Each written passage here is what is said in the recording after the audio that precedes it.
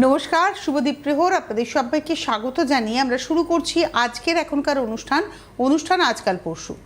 প্রত্যেক শনিবারের 12টা 5 এই অনুষ্ঠান হচ্ছে আমাদের জীবনের অত্যন্ত গুরুত্বপূর্ণ একটি আজকাল পরশু অনুষ্ঠান। প্রশ্ন হবে আপনাদের, কেন অন্য অনুষ্ঠানের থেকে এই অনুষ্ঠানে আলাদা কোথায়? প্রথম কথা, এই অনুষ্ঠান হচ্ছে সন্দীপের, অর্থাৎ সন্দীপ শাস্ত্রী। আর সন্দীপ একদম এখনকার মানুষ, এই সময়কার মানুষ, এবং এই সময়ের যে পরিস্থিতি, যে সমস্যা, সেটাকে ও নিজের চোখ দিয়ে বিশ্লেষণ করে এবং প্রতিকারের ক্ষেত্রে একদম পিন পয়েন্ট প্রেডিকশন করে প্রতিকার করে। এই যে এতগুলো বিষয় যখন একসাথে সম্মিলিত হয়, এর একটা সিনথেসাইজেশন আছে, অর্থাৎ এটা যখন সিনথেসিস হয়ে যায় পুরো বিষয়টা একটার সাথে আরেকটা, তখন তার থেকে যেটা বেরিয়ে আসে সেটা একটা নিট রেজাল্ট। আর ঠিক এখান থেকেই শুরু করছি আজকের অনুষ্ঠান। সন্দীপকে অনেক অনেক স্বাগত। অনেক ধন্যবাদ। প্রথমে জানাবো সকল গুরুজন সিদ্ধার্থা শ্রী গণেশকে প্রণাম। একেবারেই তাই, বলো সন্দীপ, একদম শুরুটা করি। এই যে সময়টাকে তুমি ভীষণ গুরুত্ব দাও, যখন যে সময়টা চলে, এবং যখনই কেউ ফোন করেন যদি তার ক্যারিয়ার নিয়ে কোনো প্রশ্ন থাকে, আমি দেখেছি তুমি তার এডুকেশনাল কোয়ালিফিকেশন, তার ব্যাকগ্রাউন্ড এবং তার সঙ্গে তার চাহিদার সঙ্গে সমাজের যে অন্তরায়, সেটাকে খুব সুন্দর করে তুলে ধরো। তো এই যে শ্রাবণ মাস চলছে, একটা অদ্ভুতভাবে, এখন তো মিডিয়ার যুগ, সোশ্যাল মিডিয়া এখন মানুষের ঘরে ঘরে, এবং যার ফলে এখন ঘরে ঘরে মানুষের একটা শ্রাবণ মাস করা, হাতে সবুজ চুড়ি পরা, মন্দিরে যাওয়া। আমাদের শ্রাবণে, আমাদের ছেলেবেলায় কিন্তু এই সবুজ চুড়ি ছিল না।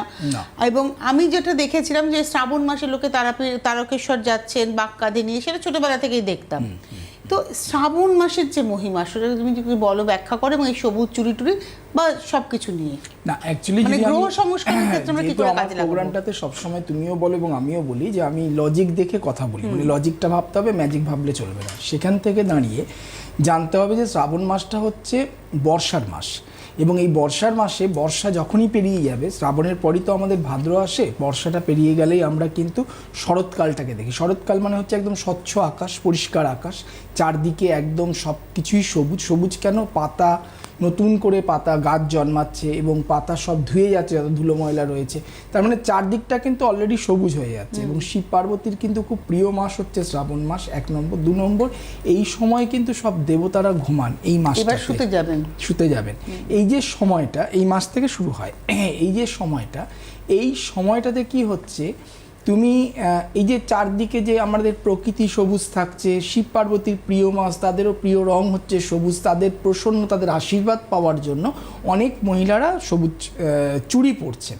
কিন্তু লজিক্যালি তুমি যদি ভাবো, এই সবুজ চুড়ি শুধু মহিলারা পরছেন তা নয়, পুরুষরাও কিন্তু সবুজ পোশাক পরতে পারেন। আমরা প্রত্যেকে সবুজ রংটা এই সময়টা ব্যবহার করতে পারি।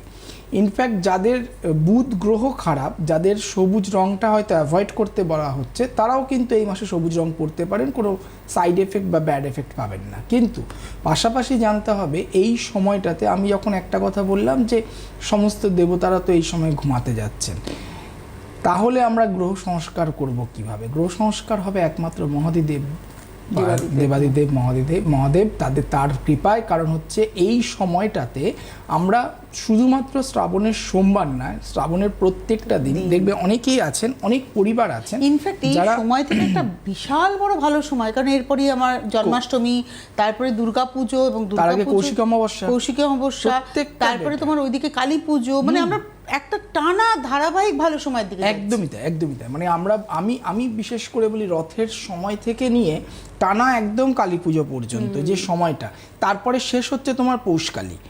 হ্যাঁ, একদম এই সময়টা হচ্ছে এতটা ভালো সময়, এবং প্রত্যেকটা মাসে তুমি দেখো একটা ভালো ভালো তিথি রয়েছে। আমরা লাস্ট আলোচনা করছিলাম রথ নিয়ে, গতকাল আমরা উল্টো রথ পেরিয়ে এলাম। ঠিক সেই রকমভাবে সামনেই যেমন রয়েছে পুরো শ্রাবণ মাসটা, প্রত্যেকটা সোমবার খুব গুরুত্বপূর্ণ, প্রত্যেকটা দিন খুব গুরুত্বপূর্ণ। এরপরে শ্রাবণ মাসটাতেই আমরা পেয়ে যাব, শ্রাবণ মাসের শেষের দিকেই জন্মাষ্টমী, হয়তো আমার ডেটটা ঠিক মনে নেই। আগামী 29 তারিখে গুরু পূর্ণিমা, মানে সামনের মঙ্গলবার রাত্রিবেলায় লাগছে গুরু পূর্ণিমা, মঙ্গল বুধ, তারপরেই জন্মাষ্টমী আসছে। 8 দিন বাদে, অষ্টমী তিথিতে। তারপরেই তুমি দেখো রাখি পূর্ণিমা আছে, এটা একটা খুব গুরুত্বপূর্ণ দিন। রাখি পূর্ণিমা মোস্ট প্রবাবলি এবারে ভাদ্র মাসে পড়েছে। ভাদ্র মাসে 10 তারিখে, সেপ্টেম্বরের 10 তারিখে কিন্তু কৌশিকী অমাবস্যা, একদম।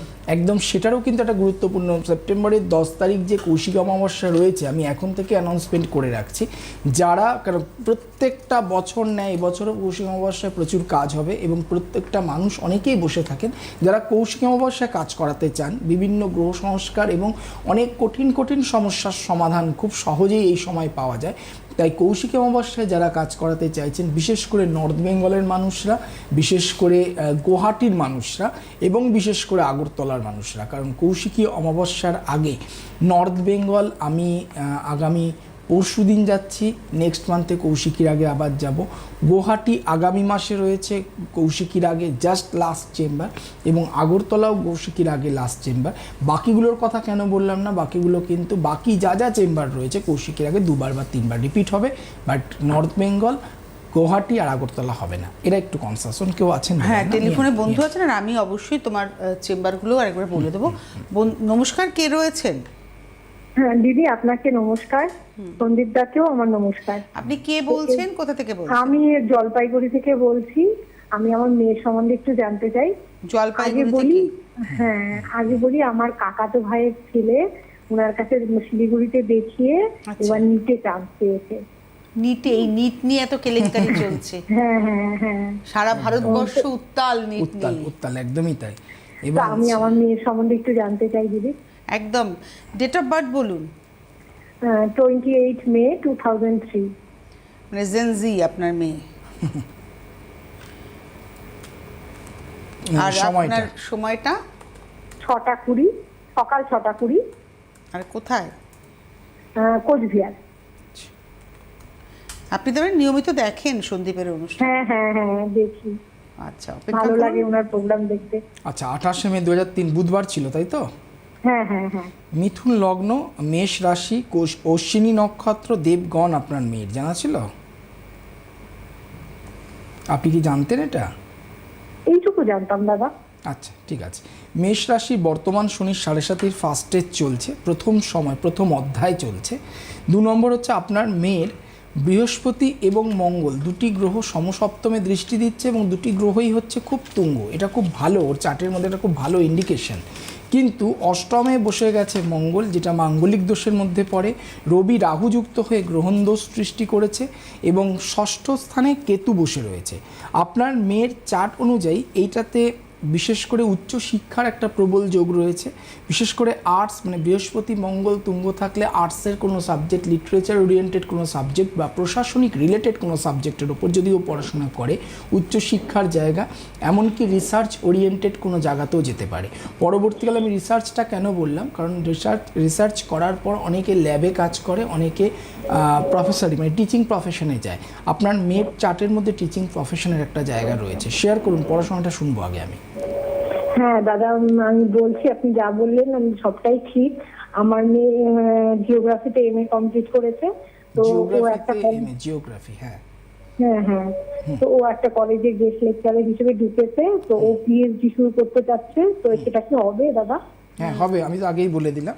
ঠিক আছে, খুব ভালো সাবজেক্ট নিয়েছে এবং ও ঠিকঠাক দিকে এগোচ্ছে, মানে খুব ভালো করেছে। মানে আপনার প্রশ্ন হচ্ছে আপনার মেয়ে জবটা কন্টিনিউ করবে না পিএইচডি করবে, এটাই তো আপনার প্রশ্ন? না, জবটা করেও পিএইচডি করতে পারবে। আচ্ছা, মানে সেম ইউনিভার্সিটি যেখানে এখনো করছে ওখানেই কি ওর পিএইচডি হবে? না, ও হ্যাঁ ওখানে হচ্ছে যেখানে ও করেছে, মানে পড়াশোনা শেষ করেছে সেখান থেকেই পিএইচডিটা করবে। না না না, যেখানে এখন জব করছে যে কলেজে, সেখানে কি পিএইচডি কোনো ব্যবস্থা রয়েছে? না না না না, এটা তাহলে আমি আপনাকে তো, ওকে তো চাকরিটা ছাড়তে হবে। না, ওর হচ্ছে মানে গেস্ট লেকচারার হলে তোমার জিওগ্রাফিতে তো ইয়ে রয়েছে, তোমার প্র্যাকটিক্যাল ক্লাস রয়েছে, তখন তো ক্লাস মিস হ্যাঁ যার আন্ডারে রয়েছে। মানে কি ও কি যে কাজটা করে এখন নো ওয়ার্ক নো পে এরকম ব্যাপার, তাই তো? না না না না, সেরকম না, মান্থলি, মানে মান্থলি রয়েছে। আচ্ছা আচ্ছা, হ্যাঁ হ্যাঁ, মানে ওর যে ও যা মানে ওই কলেজের যিনি এইচওডি রয়েছেন তিনি বলেছেন যে তুমি পিএইচডি করো, আমি ম্যানেজ করে নেবো, এরকম ব্যাপার আর কি। আচ্ছা আচ্ছা, সেটা ওর উপর ডিপেন্ড করছে, খুব ভালো। তবে বর্তমান সময়ে উচ্চ শিক্ষার জায়গাটা দেখাচ্ছে 1 নম্বর। 2 নম্বর, ওকে বলবেন অবশ্যই 2032 সালের মধ্যে যেন পিএইচডি কমপ্লিট করে। কারণ 2032 সালের ফেব্রুয়ারির পর ওর ক্যারিয়ারের আরও একটা ভালো অধ্যায় শুরু হবে, যেটা খুব ভালো সময়। এবং আপনি খুব ভালো করে বিবেচনা করুন, 2032-এর সময়টা কিন্তু ওর 7.5 ফেজটাও পেরিয়ে যাবে। তার মানে কিন্তু সব দিক থেকে ওর কিন্তু একটা ভালো সাইন দেখতে পাচ্ছি। আপাতত শনির 7.5 আমরা সবসময় বলি নিজের কর্ম করে যাও। বর্তমান ওর কর্মের জায়গা দেখাচ্ছে ওর উচ্চ শিক্ষা, এবং সেখানে খুব মন দিয়ে পিএইচডি কমপ্লিট করুক, এবং ওর টার্গেট রাখুক 2032 ফেব্রুয়ারির মধ্যে যাতে ও থিসিস জমা দিয়ে দিতে পারে। এটাও টার্গেটের মধ্যে রাখুন। আপনার মেয়ের বর্তমান শনি 6 বছর 2032 বললে 5.5 বছর, 5.5 বছর, 5.5 অলরেডি যদি 5 বছরও ধরি আমি, থিসিস ফিস জমা দিয়ে ইন্টারভিউ নিতে 5.5 বছর ঠিক আছে, মানে টার্গেট রাখতে হবে। কারণ একটা মেয়ের ক্ষেত্রে প্রবলেমটা হয় কি মাঝখানে বিয়ের জায়গাটা চলে আসে, এবং সেখান থেকে অনেকে মেয়েরা বিবাহিত জীবন ভালো মেয়েটির। অষ্টমে মঙ্গল, মাঙ্গলিক দোষ রয়েছে, বিবাহিত জীবন জটক বিচার করে দেরি করে করলে বেটার হবে, দেরি করে হ্যাঁ, এবং 7.5 চলছে। এবং আরেকটা জিনিস হচ্ছে ওর বাবার হেলথ এই সময়টা ভীষণ ডিস্টার্ব যাবে। বাবার হেলথের প্রবলেম বা বাবার বাড়ির আত্মীয়ের সাথে মনোমালিন্য, এগুলো কিন্তু ওর চার্টের মধ্যে দেখা যাচ্ছে। একটু এগুলোর দিকে একটু ধ্যান দিতে হবে। আর লাস্ট একটা কথা বলবো, শনির 7.5 রবি রাহু গ্রহণ দোষ দুটোরই প্রতিকার করাবেন, কারণ রবি রাহু গ্রহণ দোষ পরবর্তীকালে চাকরি পেতে বা চাকরির পদোন্নতিতে ভীষণ বাধা সৃষ্টি করে। ধন্যবাদ, সঙ্গে থাকুন। একটা কথা আমি ওনার মানে মেয়েটির মায়ের হয়ে প্রশ্ন করি যে আপনার তোমার কাছে যদি আসেন, তুমি কিভাবে গাইড করবে যে মেয়েটার ভবিষ্যৎটা বিবাহিত এবং কর্মক্ষেত্র দুটোই যেন ভালো হয়? দেখো, এখন আমি গত বৃহস্পতিবার তোমাকে আমি এর আগেও অনেকবার বলেছি, ব্যারাকপুরে চেম্বার করছিলাম। ওখানে একজন ভদ্রলোক তার ছেলের এবং মেয়ের দেখাতে এলেন। ছেলেটির জন্ম 2012 সালে, 2012 যদি হয় তাহলে এখন বর্তমান বয়স 14 চলছে। ছেলেটির যা যা বিষয় আমার বলার, আমাকে তো মানুষকে জিজ্ঞেস করতে হয় না, তার আগে আমি উত্তর দিয়ে দিই। আমি উত্তর দিয়ে দিয়েছি, সমস্ত কিছু বলা হয়ে গেছে। তারপরে বাবাটির লাস্ট প্রশ্ন যে সবটা তো জানা হলো না, আমি ছেলেটির বিবাহ সংক্রান্ত বিষয়ে জানতে চাই। তখন আমি বললাম যে এটা অযৌক্তিক প্রশ্ন, কারণ এই সময়টা বিয়ে নিয়ে জানার কোনো প্রয়োজন নেই, বা আমি বলবোই না। 14 বছর মানে এখন বাবাটা জানা উচিত ছিল যে তার উচ্চ শিক্ষা, হেলথ এবং ক্যারিয়ার। 14 বছর মানে পরবর্তী আমরা মাধ্যমিক মানে ক্লাস 10 এর পরবর্তী কোন আর মানে স্ট্রিম নেবে, পরবর্তীতে তার 12 এর পর কি নিয়ে পড়বে, কিভাবে এগোবে, ক্যারিয়ারটা কোন দিকে যাবে, এইখানেই ফুল স্টপ দেওয়া উচিত। এবারে আমি বললাম যেমন তুমি এই মেয়েটার ক্ষেত্রে তুমি ক্যারিয়ারের পাশাপাশি বিয়েটাও কিন্তু তুমি টাচ করে গেলে, তার কারণ বয়সটা তার সেদিকে যাচ্ছে। একদমই তাই। কারণ হচ্ছে যে অলরেডি দেখো 5.5 বছর বা 5 বছর ও যদি পিএইচডিতে ঢুকে যায়, বাবা আমার এখন ওর বয়স চলছে কি 2003-এ জন্ম হলে 23 বছর বয়স, তাহলে 5 বছর পর মানে 28 বছর বয়স হবে। বাবা মা এটাও চাইতে পারেন যে আমি 28 বছরের মধ্যে মেয়েকে বিয়ে দেবো বা 28-এর পর বিয়ে, 24 থেকে 26-এর মধ্যে অনেক মা বাবা চান বিয়ে দিয়ে দিই। সেখানে সেইটা করতে গিয়ে অনেক মেয়েদের ক্ষেত্রে যে প্রবলেমটা হয় সেটা হচ্ছে পিএইচডিটা খুব বেশি লেন্দি হয়ে যায়, তারা সেই 6 বছর 6.5 বছরে গিয়ে কমপ্লিট করছে। একটা টেলিফোন নিয়ে নি। নমস্কার, কে রয়েছেন? নমস্কার, আমি আসানসোল থেকে বলছি। সন্দীপ স্যারকে প্রণাম, আপনাকে প্রণাম। আচ্ছা, আসানসোল থেকে কার সম্পর্কে জানবেন? আমার ছেলের সম্বন্ধে জানবো। দেখেন এই অনুষ্ঠান? হ্যাঁ, আমি স্যারকে তো দেখিয়েছি, ওনার রেমিডি নিয়ে চাকরি পেয়ে গেছে ছেলে। হ্যাঁ। ও আচ্ছা, মানে আপনার যে ছেলে, আপনি আপনার ছেলেকে নিয়ে সন্দীপের কাছে এসেছেন, সন্দীপের রেমিডি নিয়েছেন এবং আপনার ছেলে এখন চাকরি করে। হ্যাঁ, 11/12/2025-এ আমি দেখেছি। 11/12/2025 মানে ডিসেম্বরের 11 তারিখ। হ্যাঁ, তারপরে রেমিডি নিয়ে নিয়েছি। আচ্ছা, বোম্বেতে চাকরি পেয়ে গেছে, বোম্বেতে আছে। বাহ বাহ বাহ বাহ বাহ, ভীষণ ভালো খবর। এবার সেই ছেলেরই সম্পর্কে আপনি এখন জানবেন। এই ছেলের একটু বিবাহ ইয়েটা দেখি। হ্যাঁ, বিয়ের ব্যাপারটা যেগুলো হয় বুঝতে পেরেছি। শুনবো ডেট অফ বার্থ, শুনবো ছেলের নামটা শুনি আগে। একটা তো মোটামুটি হলো, এবার বিয়েটা দেখি। হ্যাঁ, মানুষের চাহিদা শেষ নাই। না অবশ্যই এই জগতে যার যত হয় সেই তত চায়, আছে যার ভুলি।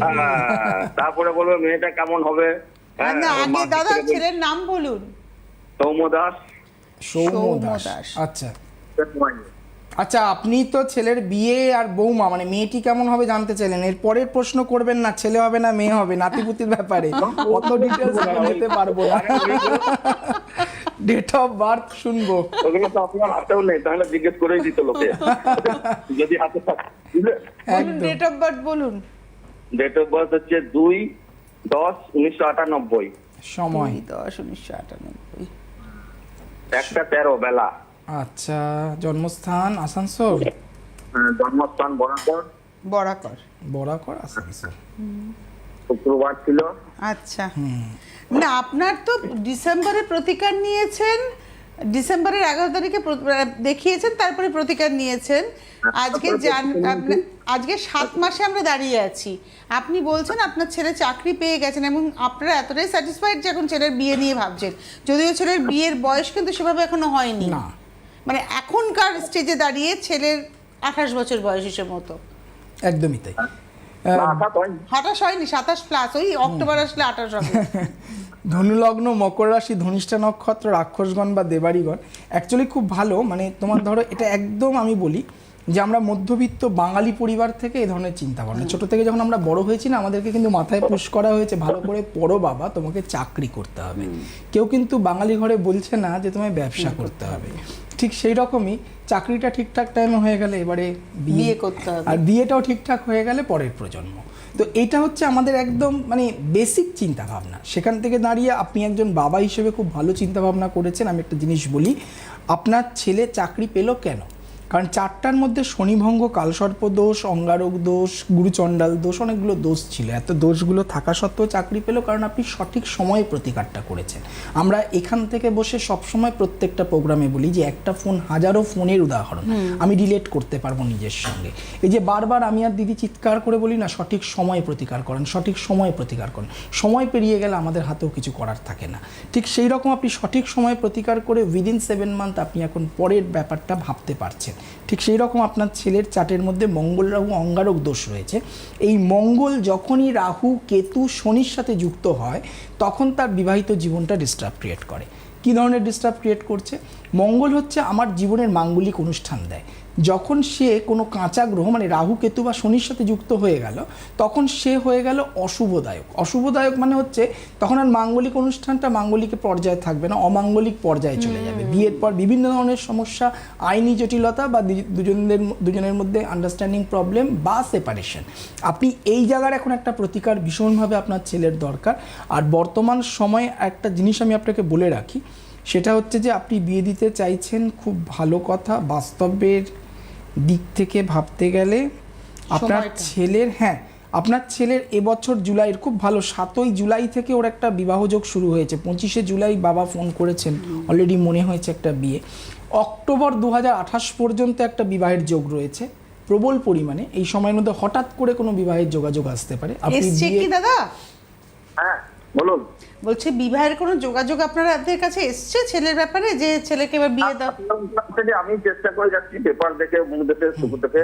হ্যাঁ, হঠাৎ করেই একটা যোগাযোগ হয়ে যাবে, খুব বাড়ি থেকে খুব বেশি দূরে হবে না, এমনকি চেনাশোনা সার্কেল বা আপনাদের কোনো রিলেটিভ থ্রুও যোগাযোগ আসতে পারে। এবং মেয়েটিও বেশ বাচ্চাই মেয়ে হবে, ছেলেটিও বাচ্চা। কারণ বুধ হচ্ছে ওর বিবাহের জায়গায় দৃষ্টি দিচ্ছে। বুধ যদি বিবাহের জায়গায় দৃষ্টি দেয় তাহলে বেশ বাচ্চা বউ হয়, ঠিক আছে।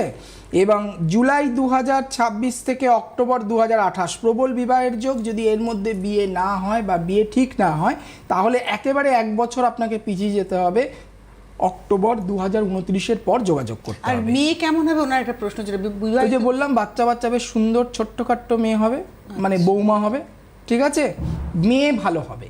ঘটনাটা হলো, আরেকটা জিনিস বলি, মেয়ের কিন্তু কোনো ক্রিয়েটিভ লাইন থাকবে, সে নাচ গান যে কোনো একটা ক্রিয়েটিভের সাথে যুক্ত থাকবে এবং সায়েন্স ব্যাকগ্রাউন্ডও হতে পারে মেয়ের। এতটা আমি স্পেসিফিক বলে দিলাম। এবারে আমি যে জায়গাটা অ্যালার্ট করছি সেটা হচ্ছে যে আমি গতবার যখন এসেছিলেন তখন আমি চাকরির প্রতিকার করেছিলাম, বিয়ের প্রতিকার করিনি। আমি এত প্রমিনেন্টলি কেন বলছি? আমি করি না সাধারণত, কারণ যে যোগটা নেই সেটা নিয়ে করে লাভ নেই। এখন বিয়ের যোগ উঠেছে, মঙ্গল রাহু অঙ্গারক দোষের ছোট্ট একটা প্রতিকার আছে, এটা ইমিডিয়েট করিয়ে নিন, আপনার ছেলের বিবাহিত জীবন। আর এই শ্রাবণ মাস যেখানে শিব পার্বতীর গল্প হচ্ছে, এবং তোমার এই মাসে বিবাহ রিলেটেড যে কোনো প্রতিকার দারুণ কাজ করে। মাঙ্গলিক দোষের প্রতিকার, বিবাহ রিলেটেড প্রতিকার, 7.5 প্রতিকার, কালসর্পের। ধরো এই মুহূর্তে যদি স্বামী স্ত্রী সম্পর্কের মধ্যে একটা অন্তরায় তৈরি হচ্ছে, এই সময়টা দেখানো দরকার। একদম। অনেক ধন্যবাদ ফোন করার জন্য। আমি বলে দিই আপনারা কবে কোথায় কখন সন্দীপকে পাচ্ছেন। আগামী 27 তারিখ আলিপুরদুয়ার, মানে আগামী মঙ্গলবার তুমি থাকছো আলিপুরদুয়ারে, না সোমবার 27 তারিখ সোমবার পরশুদিন আলিপুরদুয়ার, 27 তারিখ আলিপুরদুয়ার, 28 তারিখ কোচবিহার, 29 তারিখ শিলিগুড়ি। উনি ফোন করেছেন কোথা থেকে? আসানসোল থেকে। আচ্ছা, 29 তারিখ শিলিগুড়ি। পয়লা তুমি ফার্স্ট ফোনটা জলপাইগুড়ি থেকে করেছো। পয়লা অগস্ট আপনারা পাচ্ছেন Howrah, 3রা August Andal, 4th August, 4ঠা August Bankura, 5ই August দুর্গাপুরে পাচ্ছেন, পরবর্তী 6ই August Barrackpore, 8ই August Hazra, 9ই August Rampurhat, 10ই August Balurghat, 12ই August Asansol, 13ই August Suri, 14ই August Bolpur, 16ই August Bardhaman, 26শে August Guwahati. সুতরাং অগস্ট মাসটা ধরেই কিন্তু আপনারা পাচ্ছেন বিভিন্ন বাইরের চেম্বার, এবং সামনের সপ্তাহটা পুরোটা নর্থ বেঙ্গল চেম্বার, অর্থাৎ সোম মঙ্গল বুধ আলিপুরদুয়ার, কোচবিহার, শিলিগুড়ি। আপনারা ইমিডিয়েটলি যোগাযোগ করুন, তাহলে আপনারা পেয়ে যাবেন। প্রতিকারের সময়টা আপনাদের কিন্তু এই সময়টা খুব ভালো কাজে লাগাতে পারবেন। তো শ্রাবণের এই মাসটা জুড়ে আমাদের করণীয়টা কি? ধরো যারা প্রতিকার করে উঠতে পারছেন না, তারাও তো একটা কৃপা চাইছেন, মহাদেবের শিবের আরাধনা করবে প্রত্যেক সোমবার, শুধুমাত্র সোমবার না, প্রত্যেক দিনই আপনি শিবের পুজো করতে পারেন। সোমবার দিন আমাদের ছোটবেলা থেকে আমরা শুনে এসেছি, তোমার সাথে আমার অফলাইনে কথা হচ্ছিল, যে এই সময় অনেকে ভাবেন কি যে কি খাবো, শিবের আরাধনা করব, শিবের পুজো করব, সোমবার দিন কি খাবো। সব থেকে ভালো হয়, এটা শাস্ত্রে লেখা রয়েছে, হবিষ্যান্ন খাওয়া, এক সিদ্ধ ভাত। এবার অনেকে চান যে না আমি ভাতের কোনো জিনিস মানে চালের কোনো জিনিস খাবো না, ফলে আপনি অন্য জাতীয় খাবার আপনি অ্যাভয়েড করতে পারেন, সাবু খেতে পারেন, ডালিয়া খেতে পারেন, অনেক কিছু খাবার রয়েছে। নিষ্ঠাভাবে পালন, মানে শিব একমাত্র দেবতা যে অল্পতে সন্তুষ্ট, ফলে আপনি আপনার মনের মতন করে তাকে পুজো করুন, মানে কোনো স্পেসিফিক কারোর নিয়ম পালন করতে হবে না, আপনি যেটুকুন জানেন। আমি তো সবাইকে এটাও অ্যাডভাইস করি, বাড়িতে কি আপনার শিবলিঙ্গ রয়েছে? অনেকে বলেন হ্যাঁ আছে, আপনি বাড়িতেই পুজো করুন, কোনো মন্দিরে যাওয়ার দরকার নেই, নিজের মনের মতন করে পুজো করুন, মনের প্রার্থনাগুলো জানান। আর একটা জিনিস যেটা করবেন সেটা হচ্ছে শিবের যে কোনো মন্ত্র জপ করতে পারেন 108 বার, না জানলে ওম নমঃ শিবায় জপ করুন। যদি মনে হচ্ছে আপনি দীক্ষা নেননি, শুধুমাত্র নমঃ শিবায় জপ করুন। আর হচ্ছে লাস্টে কর্পূর দিয়ে আরতি করবেন, কর্পূর দিয়ে আরতি করাটা খুব দরকার। এগুলো করতে পারলে খুব ভালো হয়। নিয়ে নাও। নমস্কার, কে রয়েছেন? হ্যাঁ, তানিশা ঘোষ বলছি। আমি স্যারের প্রোগ্রাম দেখি, আমার খুব ভালো লাগে। কার সম্পর্কে জানবেন? আমার নিজের সম্পর্কে। ডেট অফ বার্থ বলুন, কোথা থেকে ফোন করেছেন? আমি মানিকতলাতে ফোন করছি, তানিশা ঘোষ বলছিলাম। আচ্ছা তানিশা, এবার ডেট অফ বার্থ। হ্যাঁ, 21 অক্টোবর 1996, 9:20 PM। 29th অক্টোবর 21 আচ্ছা 21st অক্টোবর 1996, রাত্রি 9:20। কোথায় জন্ম? কলকাতা? কলকাতাতে। PM মানে রাত 9:20। হ্যাঁ, 9:20। সোমবার ছিল, তাই তো? হ্যাঁ। মিথুন লগ্ন, মকর রাশি, ধনিষ্ঠা নক্ষত্র, রাক্ষসগণ বা দেবাড়িগণ জানা ছিল? হ্যাঁ। শনি বক্রী অবস্থায় রয়েছে, শনি কেতু যুক্ত হয়ে একটা সাপিদ্য সৃষ্টি করলো, শুক্রমঙ্গল বীজযোগ রয়েছে। আচ্ছা তানিশা, তুমি কি অনেকক্ষণ ধরে বা অনেক দিন ধরে আমাকে ট্রাই করছো এই প্রোগ্রামে? হ্যাঁ, আমি আপনার প্রোগ্রাম, এবারে আমি যখন অফিসে যাই না তখন মা প্রোগ্রাম দেখে, আমি দেখি, কিন্তু ফোন করে না পাই না স্যার আপনাকে। আমি যখনই ফোন করি না তোমার প্রথম মানে এক্সাইটমেন্ট দেখে আমি বুঝতে পারলাম তুমি অনেক দিন ধরে ট্রাই করছো। অনেক ধন্যবাদ তুমি আমাকে ফলো করো বলে। তোমার তুমি যে বাড়িতে থাকো, বাড়িটা কি নিজস্ব বাড়ি? হ্যাঁ। বাড়িটার উত্তর পূর্ব কোণে মানে ঈশান কোণে বাড়ির ভেতরে কি আছে একটু আমাকে বলতে পারবে? বাথরুম আছে। কারণ বাড়ির ঈশান কোণটা কিন্তু একদম পলিউটেড হয়ে রয়েছে, এই জন্য আমি কথাটা জিজ্ঞেস করলাম। এবং এই বাথরুমটা থাকার জন্য তুমি দেখবে বাড়ির মধ্যে ভীষণভাবে শত্রু অ্যারাইজ করবে, নিজের লোকেরা শত্রু হয়ে যাবে, সম্পর্ক নষ্ট হয়ে যাবে, জলের মতন অর্থ বেরিয়ে যাবে। ঠিক আছে, তোমার এই চারটার মধ্যে চাকরি, নিজের পায়ে দাঁড়ানো চাকরির যোগ রয়েছে, কর্মস্থানও শত্রু থাকবে, অর্থ বেরিয়ে যাবে, সবসময় তোমরা মানসিক একটা অশান্তি বা ঝামেলা বা গন্ডগোলের মধ্যে থাকবে। শেয়ার করো তাড়াতাড়ি। হচ্ছে আমি অফিসে যাচ্ছি, অফিসে গিয়ে প্রচুর ঝামেলা অশান্তি হচ্ছে, কালিগের সাথে প্রচুর অসুবিধা হচ্ছে, কাজ করছি স্যাটিসফাই পাচ্ছি না, অফিসে যাচ্ছি অশান্তি মনে হচ্ছে, এবার কাজে যাচ্ছি কাজ করে। এইখান থেকে বেরোনোর উপায়টা আমি জানতে চাইবো সন্দীপের কাছে, কারণ সময়টা খুব কম আমাদের। তুমি তানিশা, তোমার ক্ষেত্রে যেটা দরকার, তোমার নিজের যেমন প্রতিকার দরকার, পাশাপাশি বাস্তুর প্রতিকার দরকার। 2 নম্বর যে জায়গাটা সেটা হচ্ছে তোমার অলরেডি মার্চের পর দশা খুব ভালো শুরু হয়ে গেছে, কিন্তু তুমি খুব ভালো কিছু ফিল করতে পারছো না ডিউ টু তোমার গ্রহের পজিশন এবং বাস্তুর সমস্যা।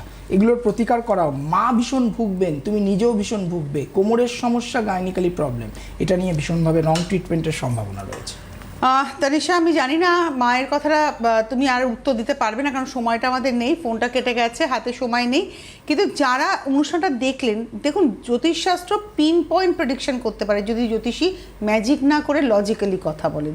এটা সন্দীপের কথাটা আমি ধার করে বললাম, কারণ একটা ছককে রিড করাটার মধ্যেই কিন্তু আসল রহস্য লুকিয়ে রয়েছে। একদমই তাই। অনেক ধন্যবাদ তোমাকে সন্দীপ। আগামী সপ্তাহটা জুড়ে আপনারা নর্থ বেঙ্গলে পাচ্ছেন 27 তারিখ আলিপুরদুয়ার, 28 তারিখ কোচবিহার, 29 তারিখ শিলিগুড়ি, 1 আগস্ট হাওড়া, 3রা August Andal, 4 August Bankura, 5 August Durgapur, 6 August Barrackpore. আজকে হাতে সময় নিয়ে বিদায় নেওয়ার পালা। ধন্যবাদ তোমাকে, ধন্যবাদ আপনাদের, নমস্কার। নমস্কার।